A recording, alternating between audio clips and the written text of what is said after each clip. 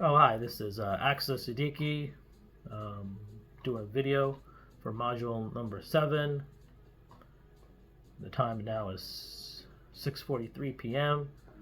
Eastern Standard Time, September 15th. Let's begin. First question, what are the advantages and disadvantages of the company's current organizational structure? Well, there are centers of expertise, or known as COE, who are responsible for governance and the flow of resources. This is an advantage because resources are centralized, reducing inefficiencies and duplications. Another advantage is enterprise decisions are made at the top, making it easier to implement common policies and practices throughout the organization, and also prevents parts of the organizations from becoming too independent. Now, the matrix's organization pulls resources when a project is greenlighted. This can be an advantage as highly qualified specialists are enlisted to complete the project. Their expertise and experience can be used to move the project through the innovation process much more quickly. The disadvantages, it's highly complex and difficult to accurately count the levels of hierarchy.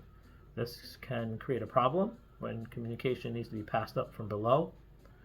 When employees from below need to report back, the message is not being delivered or is slow to delivery. This also slows down the decision process and reduces productivity time. Another disadvantage, because of its rigid structure, functional silos or reduced cross-functional coordination and lack of connectedness, where each function is striving towards its own unique objectives. Now, the matrix structure does not have a dedicated project team. Specialists are pulled from functional areas to work on specific projects or product design. In essence, they report to 2 managers simultaneously and may work on multiple projects. This creates a potential for overwork conditions, a dual workload, and dual managers and multiple responsibilities does create a highly stressful condition for our workers. How does the current structure limit innovation? As Ekval writes, there are 10 dimensions to create behavior patterns that will successfully drive innovation performance. Innovation requires an internal climate with certain dimensions like idea, time, idea support, debate, trust, and openness, freedom to share ideas.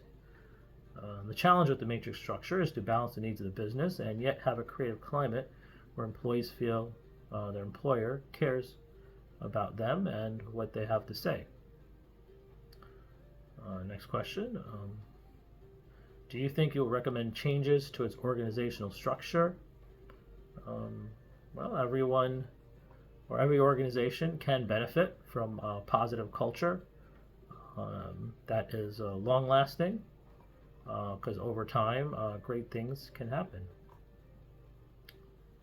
Now, next question. What are your current thoughts on ways a company's culture can impact innovation? Well, a positive culture where trust, openness, and integrity are core values, then people tend to be open up and share information because they know they can talk freely without reservation. Negative culture will stifle innovation because it will discourage employees from taking calculated risks and experiment. When there is a lack of trust, there is also a lack of collaboration, and this is detrimental to projects where cross-functional input is important. What are your current thoughts on how company culture can deter innovation? Well, a company can deter innovation by a high level of governance, also not having a diversity in the innovation process, and even penalizing for failed projects. What are some examples of company cultures that lead to more innovation? Well, just the opposite. Lower the barriers, um,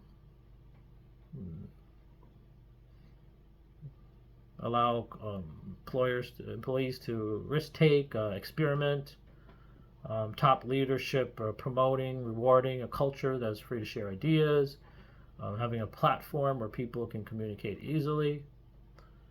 So by implementing positive strategies that drive growth and collaboration and creativity, an organization like ours can successfully innovate over time.